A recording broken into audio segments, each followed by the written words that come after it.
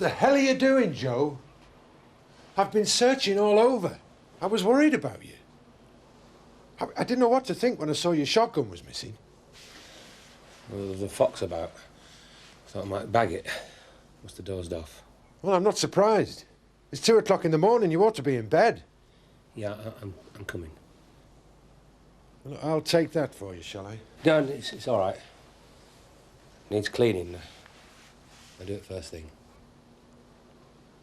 OK, Joe. Well, let's get inside here. It's chilly out here.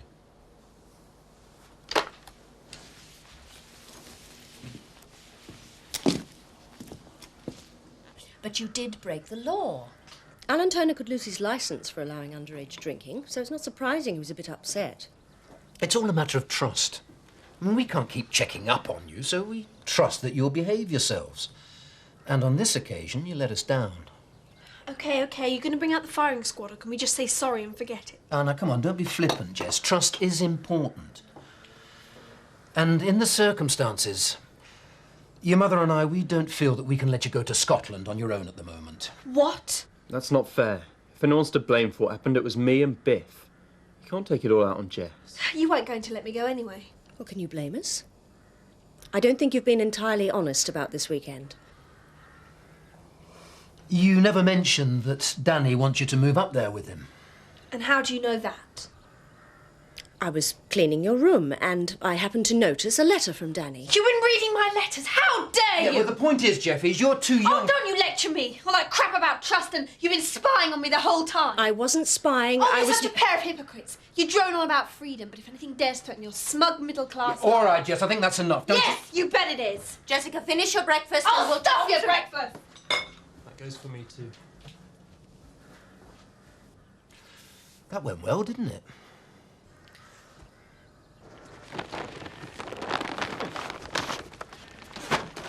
Jack, can I have a word? Yeah, sure. Would it be all right if I take a couple of hours off at lunchtime? Well, we're a bit busy just now with lambing and everything. Yeah, I know. I'll make the time up later. Was it important? Yeah, I think so. I can't really tell you about it, though. Oh. Well, look, don't tell Joe about it. He's a bit touchy at the moment. Yeah, I know. He's always touchy where I'm concerned. That's why I asked you.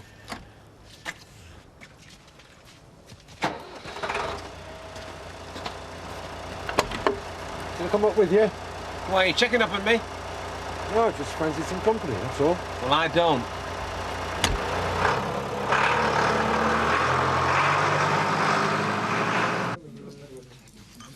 Turned out to be a great night out. Let's hope the Easter Fair does as well. I was rather hoping the Woolpack could be represented. I thought we could have a beer tent, you know, cash in on last night's success, keep the pub in everyone's minds. Ferrets. What? You should have a ferrets down the trousers competition. That's always good for a laugh. Not if it's down my trousers, it's not. As long as it brings the punters in, it's OK by me. I think. Can I have a word? Yeah, sure. Yeah, Frank, you should book Seth, musical director. I'll play some more for you, if you buy me another pint. Look, I know things aren't too good between us at the moment, but I need some help with Joe. Where is he? He's at the farm. OK. I'll have a talk to him anyway. Go. Well, so the sale of the mill is all signed and sealed, then? Yeah, the contract should be exchanged this afternoon. I think I got Chris a good deal. What your house prices are at the moment. Yeah, Lynn's agreed not to move in until the new bungalow's ready, so everybody's happy. Not so sure about Lynn, though. She was hoping to get the price down. Never mind her. What about me? I'm going to be homeless again. She'll not want me at the mill. Yeah, for once, Seth, I agree with you. She won't want trouble at mill, will she? Sorry, we've only got time for a snack. And I doubt if I'll be home for dinner either. Still got a lot of setting up to do for this fair. That's okay. I'll probably be late myself. Got to see the printers about a brochure for the stables. I guess we've both got to come to terms with the fact we've got busy lives. And you, can't wait for things to ease up a bit. I've been making plans when we get some time. And I fancy redecorating our bedroom for a start. You mean my bedroom? Oh, I'm sorry. I didn't mean... No. It's okay, Frank. Maybe I'm jumping the gun a bit. Let's just see how it all goes, hey? He's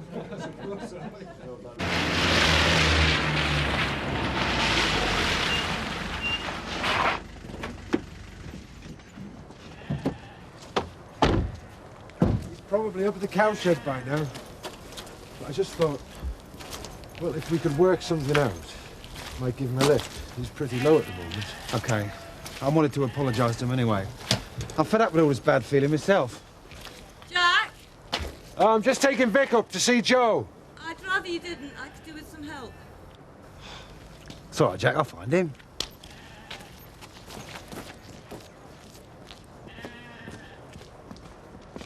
What's up? I didn't want to say anything in front of Vic, but I think my contractions started about an hour ago. What? Well, shouldn't you be lying down or something, or going straight to the hospital? Jack, you've been through all this before. I'm the one that ought to be panicking. Yeah, but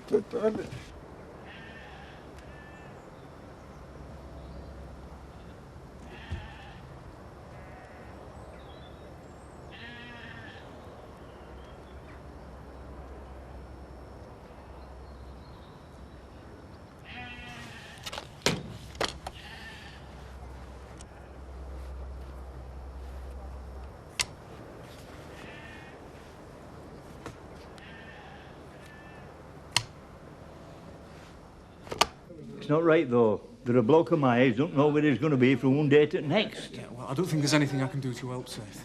You could buy me another pint. No, look, I'm sorry, mate. I'm waiting for somebody. She's here now. Will you introduce me? No. I've got your message. Shouldn't you be searching for your new home, Seth? How did you know where to find me? Well, I've decided if you're dealing with Eric Pollard, you've got to learn to be a bit of a detective. Well, it wasn't that difficult, really. The Dales view's about the only place you can stay around here. Can I get you a drink? No, thanks. Just say what you have to. Well, you said that we could help each other. You're not really giving much away about why you came after Pollard. I told you. He owes me. Yeah, maybe. I think it's the insurance money you're after. 50,000 is a lot of money. 50? He stands to make 200,000 out of my mum's death. Anyway, what I don't understand is where you fit in. I mean, what kind of hold have you got over him? You're the detective. I'm sure you can work it out.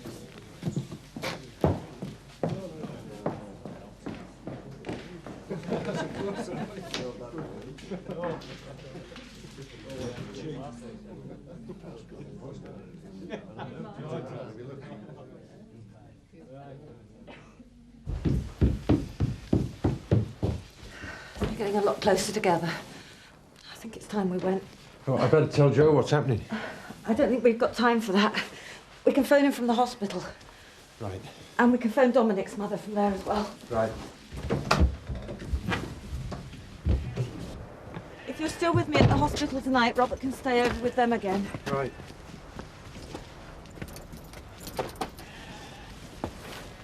Aren't you just a little bit nervous? You must know, I'm terrified.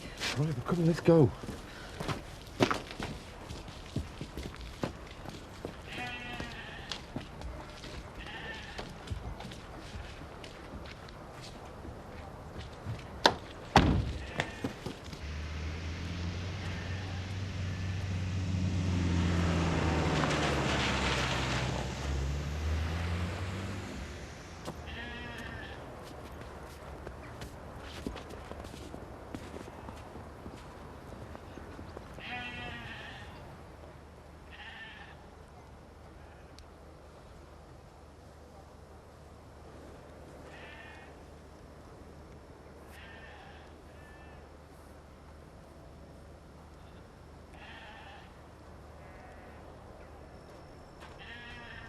Joe!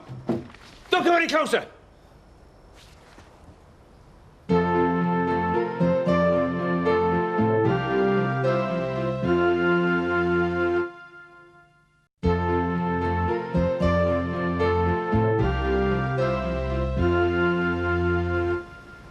Just get out of here. Leave me alone. Come on, Joe. I can't do that. I can't leave you to... What you laughing at, you stupid muck spreader? Don't call me stupid, Townie. Okay, okay. At least let's talk about it, eh? Too late for that. Come on, Joe. It can't be that bad. What do you know about it? You don't think much of me, do you, Joe? I'll tell you something funny. Last time I saw a shotgun was on the estate where I used to live in London. As a kid. Not much older than Scott. He used it to try and rob a garage. It blew up in his face. Oh, there's one that won't be causing any more trouble. I couldn't get it out of my head, though. It's one of the reasons why I brought the kids up here. The peace of the countryside. And here you are trying to blow us both out of it. Joe? Yeah? Oh, God, please, no, Joe! It's all right, Tony. Moment's passed. Just had enough, that's all. Well, we've all been there. Or close to it. But it's no answer. Just passes the problems on to those that are left behind. I just thought they'd be better off without me. No. I doubt they'd feel that, Joe. Well, come on. Let's get back to the farmhouse. Cup of tea and a chat. It's got to be better to face up to it. Whatever it is. And take the easy way out. Yeah. What? But you should have seen your face. Yeah. Okay. Okay. Yeah, of course I understand. Okay. Yeah. All right, well, take care of yourself. Okay, bye-bye. That was Danny. He's going home to see his parents so he doesn't think this weekend's such a good idea off. Oh, don't laugh. It's not funny. Depends where you're standing. Well, I'm not going to back down over this one. I don't see you've got much choice. Unless you're going up there on your own to twiddle your thumbs for the weekend. Yeah, but it's a point of principle. If you had half a brain, you'd see that. But there's a few things in your room you wouldn't like them snooping around. But maybe there's something we can get out of this.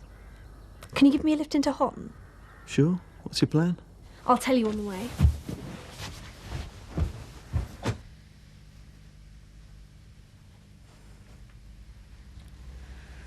Why don't you go and phone Joe? Well, I'd rather stay with you. You'll have a good few hours to do that yet. And to be honest, you're making me nervous pacing up and down. Oh, sorry. There's a payphone in the corridor. Saw it on the way in. Think of everything, don't you?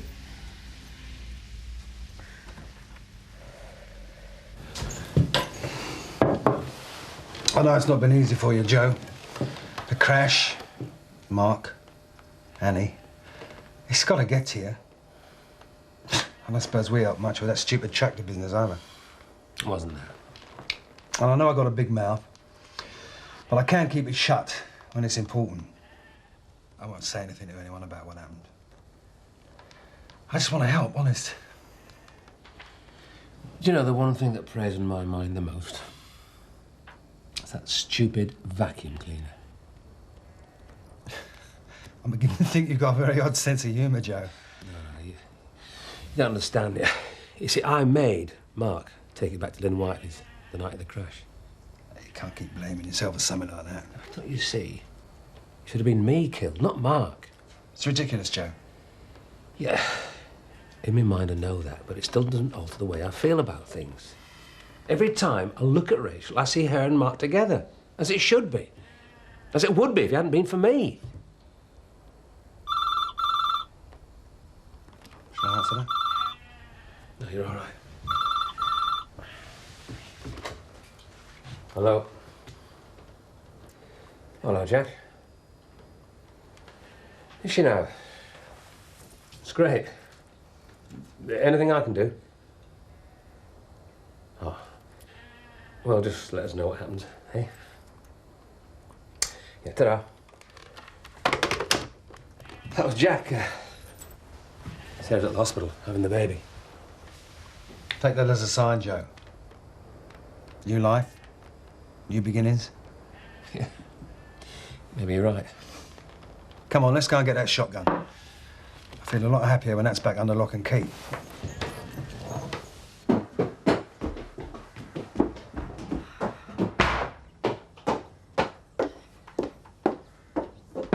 Jessica! Jessica, this is stupid and childish and it's not going to solve anything. Now open this door. Oh, go away.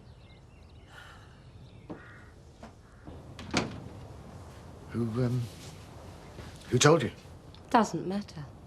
I'd have found out in the end anyway. You must have known that. Or were you planning to do another moonlight? Wouldn't have worked, Eric. I'd have found you again. If there was anything left to find after Thorpe had finished with you. You're just not clever enough, Eric. And I'm afraid it's going to cost you. How much? I could be vindictive, but I won't. I'll settle for the same as before. Half of what you're getting. 100,000. And if I, don't? You know the answer to that. I'll tell the police your marriage to Elizabeth was null and void, and you won't get a brass farthing. And neither would you. Don't think that'd stop me. I'd do it just to spite you. Yeah, you would. So I've always admired in you. When you set your mind on something, you never let anything get in your way. We were a good team in the old days, you and I. Your determination, my cunning. Seems a pity we're on opposite sides now. Don't bother trying your fading charm on me, Eric. It's gone to seed, just like the rest of you. There never were any good old days.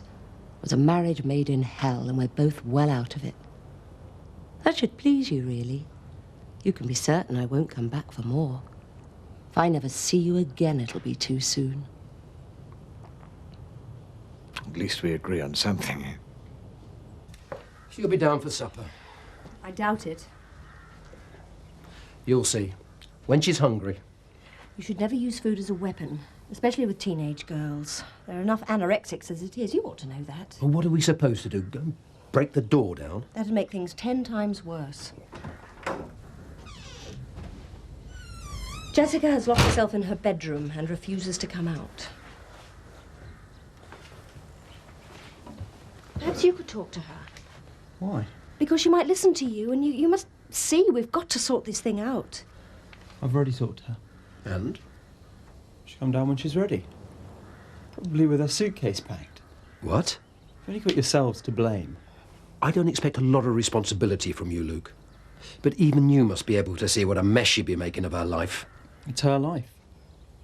Please talk to her, Luke. I know we've handled this very badly, and I know it was wrong to pry into her personal letters, and for that I shall apologise, but all we've done has been because we care about her, and we can't just watch her throwing her life away. Okay, I'll talk to her. But I can't promise anything.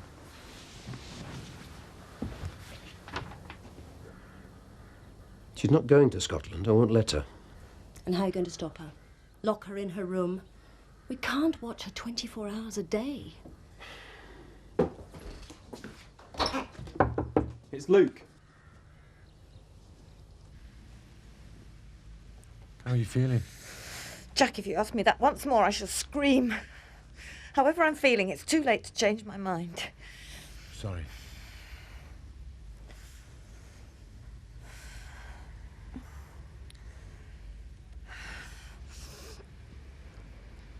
You want to go through the breathing exercises? Would it be better if I left you alone for a while? Look, stay where you are, Jack. I need you right there.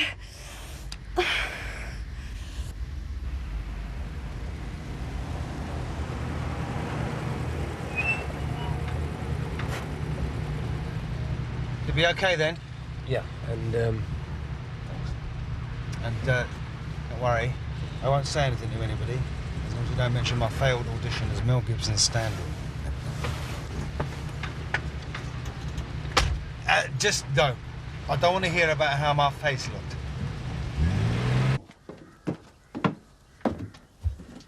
It wasn't easy to persuade her, but she's coming down. Thanks, Luke.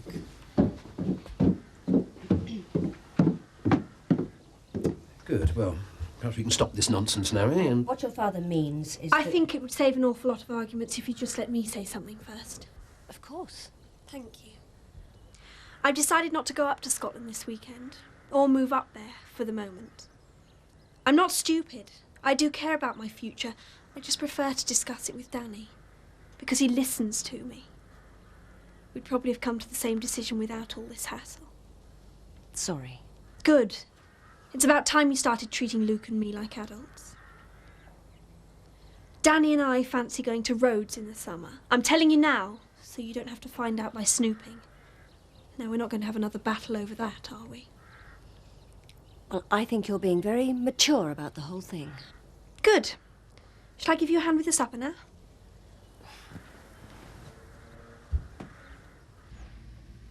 She's beautiful. Just like her mum. Don't get sentimental. She looks like Winston Churchill. All babies do. Go on, take her. I know you're dying to.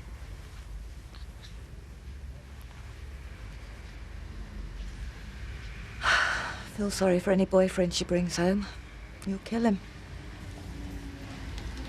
they said it'd be all right if I came in for a minute. Oh, thank you. We'll meet your new niece. I brought her a present. She's a bit young for that yet, Joe. Oh, it was a nice thought, though. I don't want to appear too pushy, but I thought I'd get me a christen early if you're looking for a godfather. Well, I think I'm a bit old for that. But you can be hers. Can I hold her?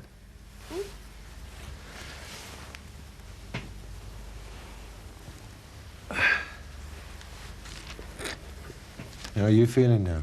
Me? Fine. Not a care in the world. And as for you, young lady, welcome to the Sugden family. Things haven't been going too well of late, but they're just beginning to look up now.